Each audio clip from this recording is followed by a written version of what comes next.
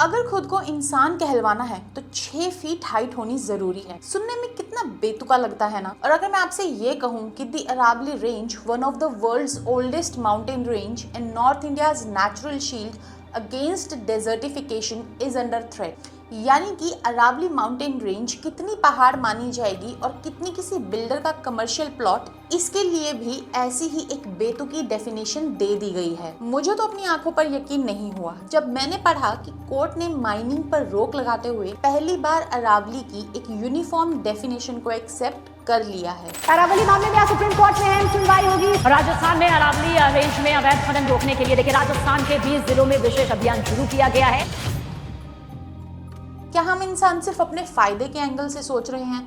उन करोड़ों बेजुबान जानवरों, पक्षियों और पूरे इकोसिस्टम का क्या जो हमें रेगिस्तान बनने से बचा रहा है? और राजस्थान की तरफ तो हालात और भी एक्सट्रीम हो चुके हैं। 128 में से 31 पहाड़ियां तो नक्शे से ही गायब कर दी गई हैं। कल जहां पहाड़ था, आज वहां समतल जमीन है और अब बिल्डर्स और माइनिंग माफिया की नजर इस पर है। सवाल ये है कि आखिर अचानक अरावली की नई डेफिनेशन की जरूरत पड़ क्यों रही है? देखो, अरावली सिर्फ पत्थरों का ढेर नहीं है, ये एक एंशिएंट माउंटेन रेंज है जो इंडिया के नॉर्थ वेस्टर्न हिस्से की नेचुरल शील्ड है।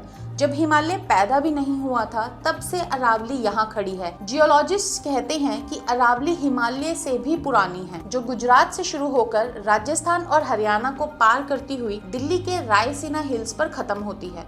हमारा राष्ट्रपति भवन और जेएनयू कैंपस इसी के एक्सटेंडेड हिस्सों पर बने हैं। अरावली के बिना नॉर्थ इंडिया का नक्शा कुछ और ही होता। जयपुर के जयगढ़, आमेर और नाहरगढ़ किले हों या इंडिया का सबसे बड़ा किला चित्तौड़गढ़, ये सब इसी रेंज की गोद में बसे हैं। इसकी सबसे हाईएस्ट पीक गुरु शिखर है, जिसकी हाइट करीब 1722 मीटर है। लेकिन आज इसी माउंटेन रेंज के अस्तित्व पर खतरा मंडरा रहा है। अब समझते हैं उस टेक्निकल ट्रैप को जिसने एनवायरमेंटलिस्ट की रातों की नींद उड़ा दी है।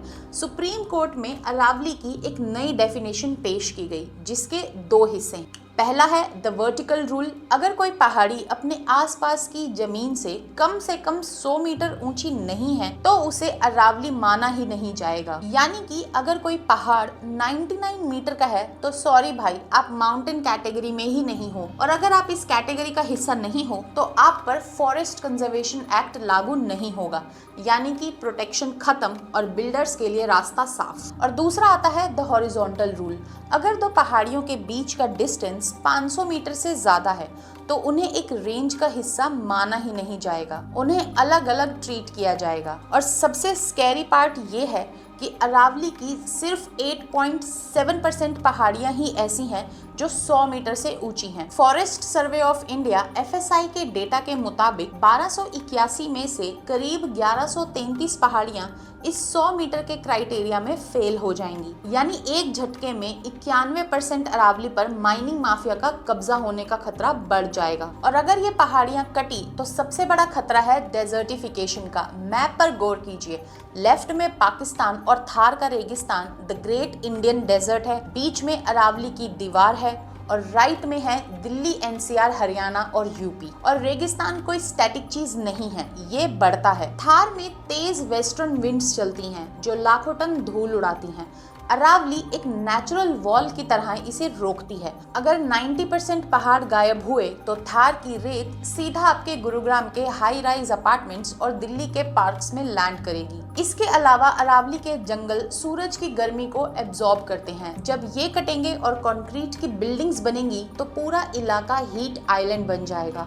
रात के वक्त भी जमीन ठंडी नहीं होगी, जिससे दिल्ली NCR का टेम्परेचर 3 से 5 डिग्री सेल्सियस तक बढ़ सकता है। अब हमने इंसानों के बारे में तो सोच लिया, पर उन बेजुबान जानवरों का क्या? अरावली एक वाइल्ड लाइफ कॉरिडोर है। रणथंभौर और सरिस्का जैसे नेशनल पार्क्स को अरावली ही आपस में जोड़ती है। जब आप बीच में से पहाड़ ही काट दोगे तो जानवरों का रास्ता तो बंद हो जाएगा। मतलब शेर और तेंदुए अपने ही छोटे से इलाके में कैद हो जाएंगे। और जब एक जानवर एक छोटे ही ग्रुप में ब्रीडिंग करते हैं तो उसे इनब्रीडिंग कहते हैं, जिससे उनका DNA कमजोर हो जाता है और आने वाली पीढ़ियों में वीक इम्यूनिटी होती है। बच्चे या तो अंधे या फिर अपंग पैदा हो सकते हैं और साइंटिफिकली इसे एक्सटिंक्शन वॉर्टेक्स कहते हैं।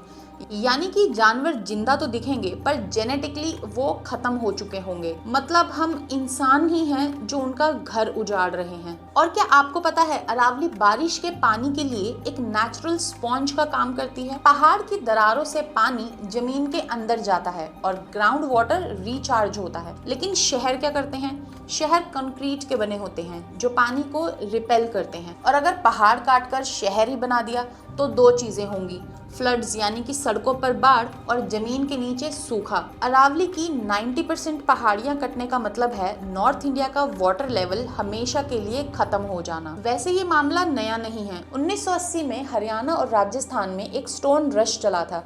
रियल एस्टेट बूम पर था और बिल्डिंग बनाने के लिए पत्थर और बजरी चाहिए थी। माफियाओं ने देखा कि अरावली तो खुली तिजोरी है। पॉलिटिकल सपोर्ट के साथ पहाड़ के पहाड़ गायब किए जाने लगे। 2018 में तो सुप्रीम कोर्ट भी हैरान रह गया था जब उन्हें पता चला कि राजस्थान में 31 पहाड़ियां पूरी तरह गायब हो चुकी हैं। और कोर्ट ने तब पूछा भी था, have people become Hanuman that they are carrying away whole mountains. अब बात करते हैं लेटेस्ट डेवलपमेंट्स की। सुप्रीम कोर्ट ने हाल ही में अरावली के संरक्षण के लिए कुछ बड़े कदम उठाए हैं, लेकिन खतरा अभी टला नहीं है। कोर्ट ने साफ तौर पर कहा है कि अरावली में कोई भी न्यू माइनिंग लीज तब तक ग्रांट नहीं की जाएगी जब तक एक फुल प्रूफ प्लान तैयार नहीं हो जाता।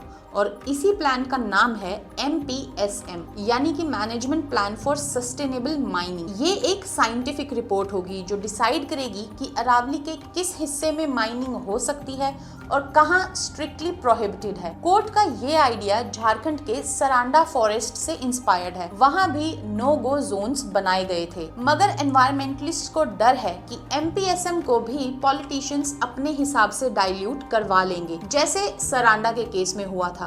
पहले 80% एरिया को प्रोटेक्ट किया गया, लेकिन फिर धीरे धीरे माइनिंग लॉबी ने उसे भी खुलवा लिया। और सबसे बड़ा स्कैम तो इंची टेप में है। दुनिया भर में किसी भी चीज की हाइट मीन सी लेवल यानी कि MSL से नापी जाती है, जो कि फिक्स्ड होती है। लेकिन अरावली के लिए नया रूल कहता है हाइट फ्रॉम सराउंडिंग लैंड। अब आसपास की जमीन की कोई लीगल डेफिनेशन नहीं है। तो आप सोच के देखो, अगर कोई बिल्डर 103 मीटर ऊंची पहाड़ को काटना चाहता है तो वो रातों रात पहाड़ के नीचे मलबे के ढेर लगवा देगा। जैसे ही जमीन की हाइट 5 मीटर बढ़ी, पहाड़ की रिलेटिव हाइट 98 मीटर रह जाएगी और 100 मीटर से कम होते ही वो पहाड़ प्रोटेक्शन से बाहर हो जाएगा। और ये इल्लीगल माफियाओं के लिए एक ड्रीम लूप होल है। अरावली सिर्फ पत्थर नहीं, एक बायोलॉजिकल लाइब्रेरी है। यहाँ 400 से ज्यादा पौधों की प्रजातियां, 200 से ज्यादा पक्षी और अनगिनत जानवर रहते हैं। 100 मीटर का ये रूल इस लाइब्रेरी को हमेशा के लिए जला देगा। और अगर एक बार ये 250 करोड़ साल पुराने पहाड़ कट गए तो दुनिया की कोई भी AI या टेक्नोलॉजी इन्हें वापस खड़ा नहीं कर सकती। ये लॉस इरिवर्सिबल है और परमानेंट है। और अरावली का ये मुद्दा सिर्फ एनवायरनमेंट का नहीं है, ये हमारे सर्वाइवल की लड़ाई है। अगर अरावली गई तो दिल्ली NCR का दम घुट जाएगा, पानी खत्म हो जाएगा और गर्मी बर्दाश्त के बाहर होगी। वैसे सुप्रीम कोर्ट ने फिलहाल टेम्परेरी बैन लगाकर हमें कुछ सांस लेने की जगह दी है, लेकिन हमें अलर्ट रहना होगा। ये कोई हादसा नहीं है दोस्तों, बल्कि इकोलॉजी वर्सेस इकोनॉमी की सोची समझी जंग है। आपको क्या लगता है, क्या 100 मीटर की ये डेफिनेशन अरावली को बचाने के लिए है या उसे मिटाने के लिए? इस वीडियो को शेयर करो ताकि और लोगों को भी पता चले कि जिस अरावली ने हमें हजारों सालों से बचाया है, आज उसे हमारी जरूरत है। अगर ये वीडियो अच्छा लगा हो तो लाइक सब्सक्राइब जरूर करना और मैं मिलती हूँ आपसे अगले वीडियो में। तब तक के लिए थैंक यू फॉर वॉचिंग।